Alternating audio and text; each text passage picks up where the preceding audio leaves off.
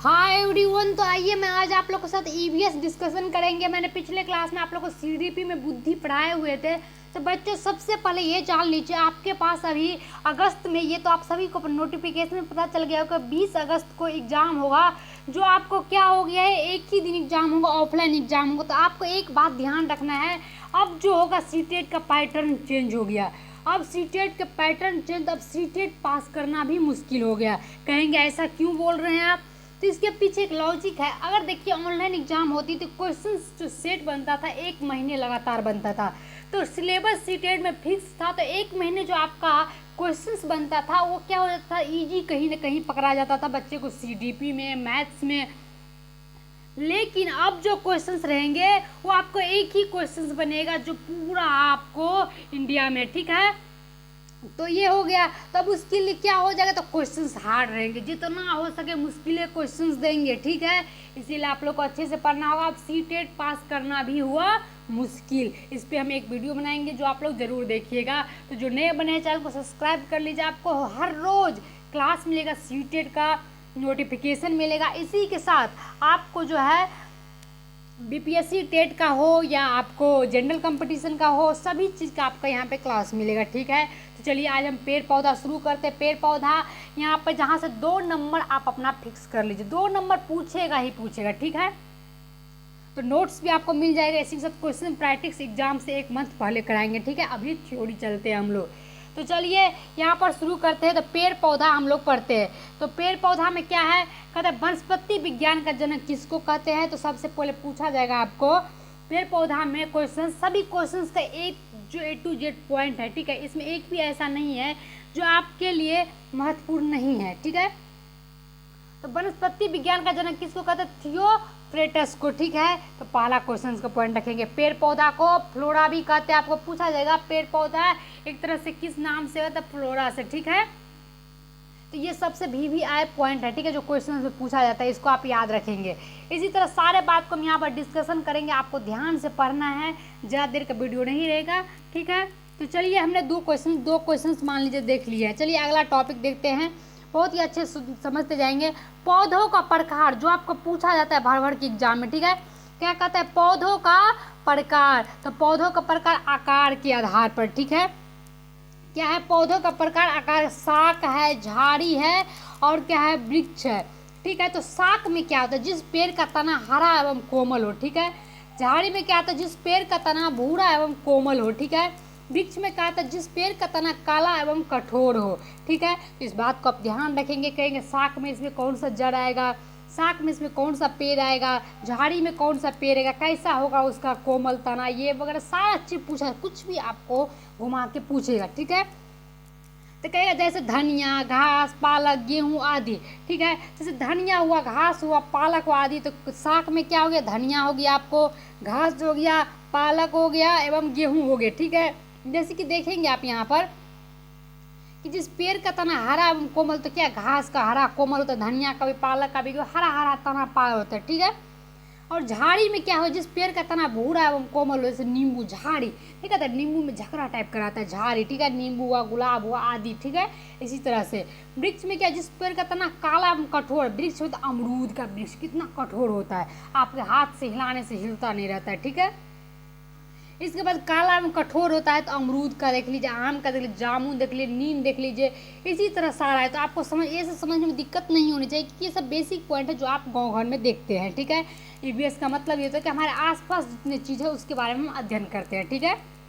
तो चलिए समझ गए, यहाँ से क्वेश्चन 100% बनता है, ठीक है। आप सेट उठाइए, लेकिन आप तो ऑफलाइन होगा तो आपको सारे पॉइंट्स व्यू को देखना होगा। तो चलिए हम लोग आगे देखते हैं। तो यहाँ पर कहता है कि पौधों का भाग, जैसे पौधों में क्या क्या होता है, जड़ होता है, तना होता है, पत्ती एवं फूल एवं पाए जाते हैं, ठीक है। एक तरह से देख ले कि जड़ कितना होता है, हमें इतना भाग, इस भाग को पढ़ेंगे जहाँ से क्वेश्चन पूछा जाता है, ठीक है। तो एक तरह से पॉइंट व्यू से हम देखें तो आप देख लीजिए, हमने फर्स्ट में कितना पढ़ा, कितना पेड़ पौधा में। एक तरह से से आप स्क्रीनशॉट ले सकते हैं, तो आपको टेलीग्राम चैनल पर PDF मिल जाएगा। तो चलिए हम लोग अगला देखते हैं। यहाँ पे देखेंगे सारे पॉइंट्स और NCERT पॉइंट्स के आधारित हम लिए हैं, ठीक है। ऐसा नहीं कि कोई पॉइंट से, NCERT आधारित सारा चीज़ है, आपको 100% कोई चीज़ नहीं है कि उठा के दे रही है, ठीक है। NCERT आधारित है।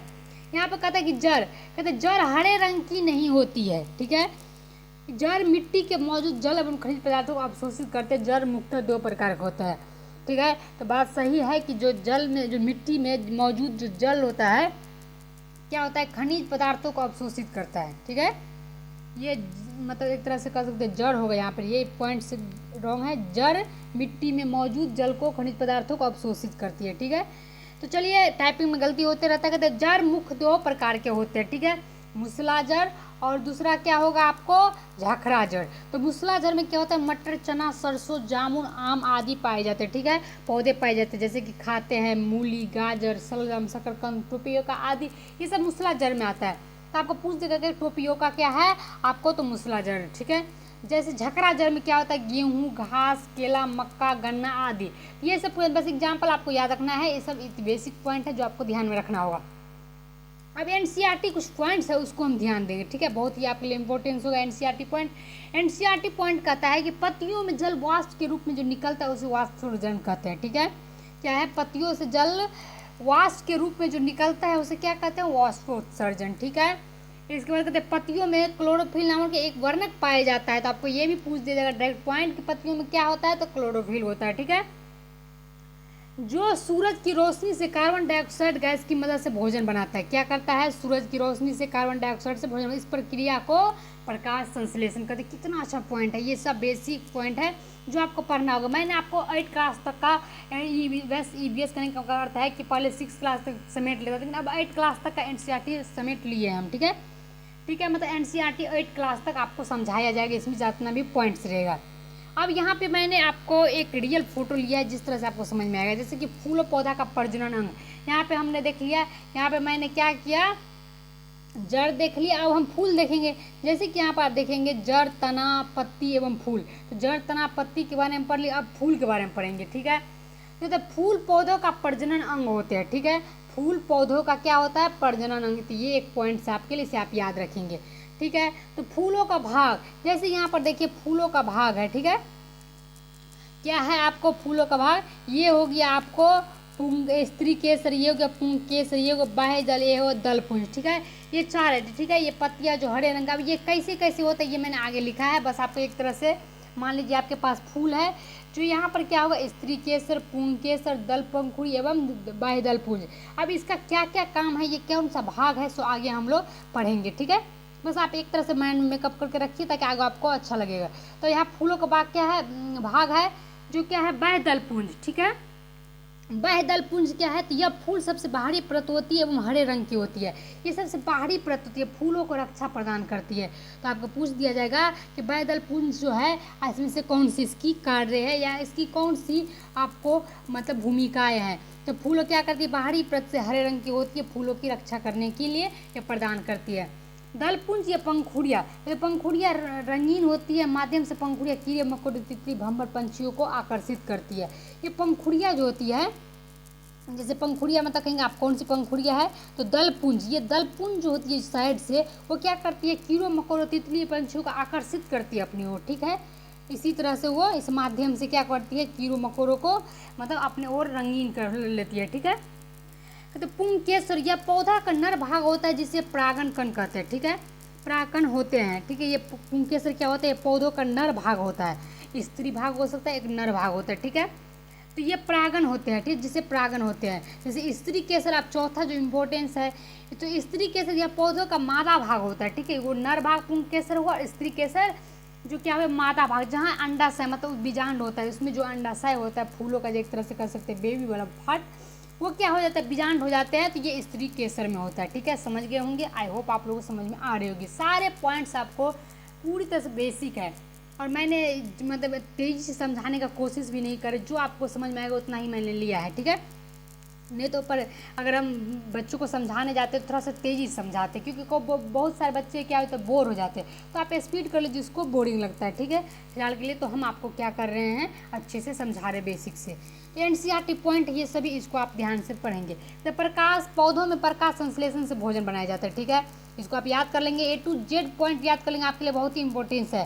प्रकाश संश्लेषण क्रिया, कार्बन डाइऑक्साइड, जल, सूर्य प्रकाश, क्लोरोफिल की आवश्यकता होती है। प्रकाश संश्लेषण क्रिया में क्या होता है, आपको कार्बन डाइऑक्साइड का, जल का, सूर्य का प्रकाश का एवं क्लोरोफिल की आवश्यकताएं होती है, ठीक है। क्लोरोफिल का कारण पत्ते हरे रंग के होते हैं। किसके कारण? क्लोरोफिल के कारण पत्ते हरे रंग के होते हैं।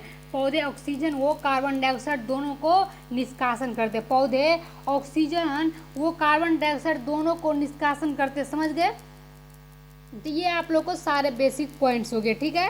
तो चलिए हम लोग देखते हैं। तो ये सब आपको पढ़ना होगा, एनसीईआरटी पॉइंट आपको रट लेना है, ज़्यादा कुछ नहीं लिया है मैंने, बहुत ही आपको कम पॉइंट्स लिए हैं जो आपको एग्जाम में A to Z आ जाएगा 100%। तो देखिए यहाँ से विशेष पेड़ के बारे में पढ़ते, जो पौधों के बारे में, जैसे रेगिस्तानी ओक हो गया, ये किस राज्य में पाया जाता है, कितनी फुट की होती है, ये सब क्वेश्चन 100% पूछा जाएगा, ठीक है। जैसे आप क्वेश्चन देखते होंगे तो पता चल जाता होगा। तो रेगिस्तानी ओक, तो रेगिस्तानी ओक की लंबाई 10 फुट लंबा होता है, ये 300 फुट की गहरी एवं पत्तियाँ कम होती है। ये ऑस्ट्रेलिया में पाए जाते हैं। इनके तने क्या होते हैं, इकट्ठा करके जरूरत पड़ने पर उपयोग किया जाता है, ठीक है। ये रेगिस्तानी ओक होता है कि इसके तने में पानी इकट्ठा करता है, जरूरत पड़ने पर उसको पाइप लगाकर उसका उपयोग किया जाता है, ठीक है। ये क्या होता है, ऑस्ट्रेलिया में पाया जाता है, ऑस्ट्रेलिया में, ठीक है। इसके बाद 300 फुट गहरी एवं पत्तियाँ कम होती है। रेगिस्तानी ओक की 10 फुट लंबाई होती है। तो ये रेगिस्तानी ओक की सारी विशेषताएं हैं जो आपके लिए बहुत ही महत्वपूर्ण है, ठीक है। तो सेकेंड पेड़ का देखते हैं, बरगद का पेड़। यह एक विशाल पेड़ है। इसकी मतलब छत्र जो होती है, सहारा देने के लिए आवश्यकता शाखाओं के लिए जड़ें निकलती है, ठीक है। ये सैकड़ों वर्ष जीवित रहते हैं। तो बरगद का पेड़ क्या होता है, आपको सैकड़ों वर्ष जीवित रहते हैं। इसके छत्र जो सहारा देने के लिए शाखाओं से जड़ें निकलती है, ठीक है। इस तरह से आप देखे होंगे कि बरगद का पेड़ किस तरह होता है। तो इस तरह होता है जो गाँव घर में सभी देखे होंगे। तीसरा कहता है खेजड़ी का पेड़, जो बहुत ही इंपॉर्टेंस है, जो आप लोग को याद रखना है, ठीक है। खेजड़ी का पेड़ जो ये भारत के रेगिस्तान में पाया जाता है, ठीक है। कहते हैं 1731 में। ये अगला पॉइंट्स क्या है, 1731 में राजस्थान के जोधपुर के अमृता देवी जो वैष्णव की खिचड़ी, देखिए ये पॉइंट्स गलत है, अर्थ का अनर्थ कर दिया है ये सब टाइपिंग करने में, ये टाइपिंग मिसिंग है। खेजरीली गाँव था, जैसे खेजड़ी का पेड़ जो नाम रखा गया है, इसी पे इसका गाँव का नाम था खेजरीली, ठीक है। तो खेजड़ी के गाँव में खेजड़ी के पेड़ बचाने हेतु 363 महिला स्वयं को बलिदान कर दिया, ठीक है। ये खेजड़ी होगा, ठीक है, खिजरेली, ठीक है, खिजरेली या खिजड़ी, ठीक है, या खेजड़ी होगा, ठीक है। ये खिचड़ी नहीं होगा, इसमें गलती से टाइपिंग हो गया, इसके लिए कोई दिक्कत नहीं। टाइपिंग में क्या होता है, गलती मिस्टेक होता है, क्योंकि आप टाइप करेंगे कुछ और क्या होता है, कंप्यूटर कुछ और ले लेता है, ठीक है। तो इसके लिए कोई दिक्कत नहीं। तो इसके बाद इसकी छाल की दवा काम आते हैं, इसकी जो छाल होती है उसे दवा का काम होता है। इसकी फलियों की सब्जी बनती है, ठीक है।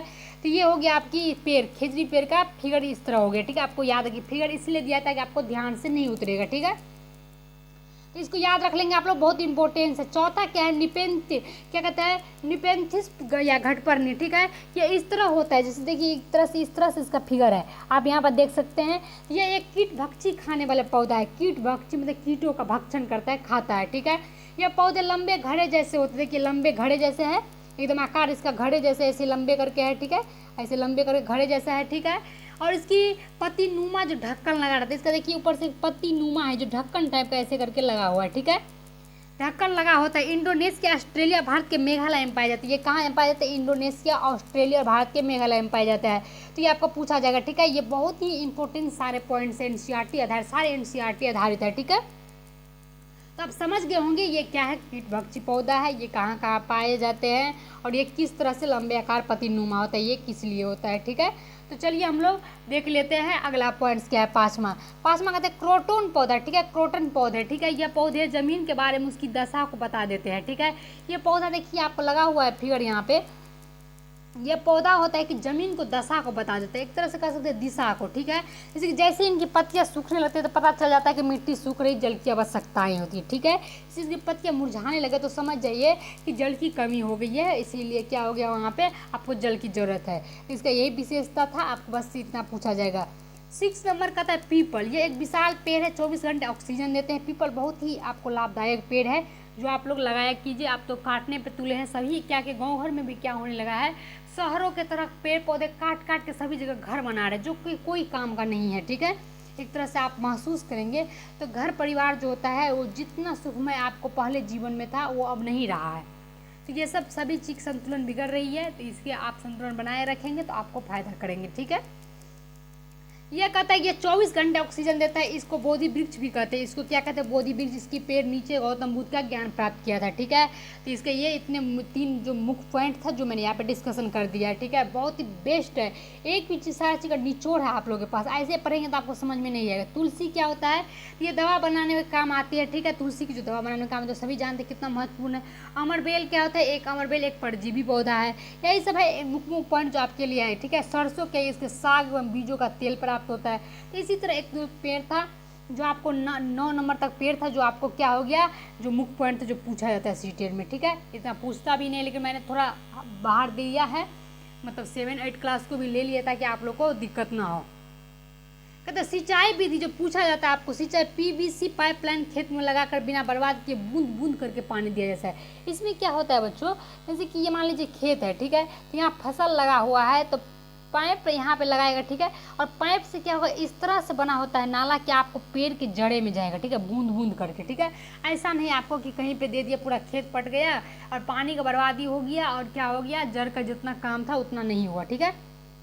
तो ये ऐसा होता है कि आपको क्या करेंगे, जितना ज़रूरत है बूंद बूंद पानी करके देता है। तो ये आपको याद रखेंगे, पीवीसी पाइपलाइन के द्वारा क्या होता है, खेत की सिंचाई होता है, ये पूछा जाएगा, ठीक है। तो बीजों का परिकरण पूछा जाता है। बीजों का परिकरण हवा, जल एवं जीवों द्वारा होता है, ठीक है। जैसे कि लौंग क्या होता है, फल फूल दोनों खाते हैं, जिसको दांत की दर्द में इस्तेमाल किया जाता है, ठीक है। इसे आप याद रखेंगे, ये एनसीईआरटी पॉइंट्स है। जो लौंग ऐसा होता है जिससे हम फल और फूल दोनों खाते हैं तो दांत के दर्द में हो। यह कहते हैं बीजों का परिकरण हवा जल जीवों द्वारा होता है। बीजों का परिकरण किस द्वारा होता है, जैसे कि एक मान लीजिए एक इंसान है, उससे क्या होता है, बच्चों का क्या होता है, बच्चे का होता है, ठीक है। लेकिन कुछ कुछ ऐसा पेड़ पौधा जो हवा के द्वारा क्या हो जाता है, बीज परिकरण हो जाता है, ठीक है। कुछ क्या होता है, जीवों के द्वारा होता है। तो इसी तरह से होता है। तो चलिए यहाँ पर पढ़ते हैं, क्या है, निश्वास मतलब निष्पावन, ठीक है। जैसे दाने को कहते हैं दाने वाली अलग करने की थ्रेशर का प्रयोग करें, जैसे कि दाने को बाली से एक तरह से कर सकते हैं, दाने को अलग करते हैं जिसे हम पेड़ पौधा से, जैसे कि धान काट के ले गए, ठीक है, जैसे कि हम गेहूँ काट के ले गए, उसको अलग करने की थ्रेसिंग विधि जो कहते हैं, जैसे थ्रेशर कहते हैं जिसे, उसे क्या कहते हैं हम लोग, निष्पावन, ठीक है। इसे आप याद रखेंगे। तो चलिए हम लोग देखते हैं यहाँ पर क्या कहते हैं, सबसे मोस्ट पॉइंट है, कहते हैं ग्रेगर मेंटल, ठीक है। इन्होंने 7 साल तक मठ की बगीचों में 28,000 पौधों को बारीकी से प्रयोग किया, ढेर आंकड़े में इकट्ठे किए, ठीक है। इसने आविष्कार किया 28,000 पौधों पे, ठीक है, और ढेरे आंकड़े इकट्ठे किए कि किस किस तरह का पेड़ होता है, ठीक है। इसको याद, ग्रेगर मेंडल को आप याद रखेंगे। मटर का आविष्कार किया था, किसका किया था, मटर का आविष्कार किया था। मेंडल ने बताया कि पीला और हरा गुण मिलते हैं तो मटर की अगली पीढ़ी पौधा पीले बीज होती है, ठीक है। और इसी तरह से आपको याद रखना है, ये इसका मेन पॉइंट है, मुख्य पॉइंट है, बहुत ही इंपॉर्टेंस है, तो आपको याद रखना होगा बच्चों। तो ये आपके लिए पेड़ पौधा से इतना ही क्वेश्चन था, देख लीजिए आपको, जैसे कि देखिए सिंचाई विधि से लेकर इतना पॉइंट्स आपके लिए था। इसी तरह इसी वजह से आपको इतना पॉइंट था, मेन पॉइंट जो आपके लिए आज क्या है, आपको 7 पेज का PDF है जो बहुत ही महत्वपूर्ण है। आपको चाहे 20 मिनट का वीडियो हुआ हो, चाहे आधे घंटा का वीडियो हो, चाहे 10 मिनट का वीडियो हो, आपके लिए 2 नंबर फिक्स कर लीजिए, ठीक है। तो चलिए इसी तरह बनते रहिए, इसी तरह मिलते हैं अगले क्लास में। Thank you.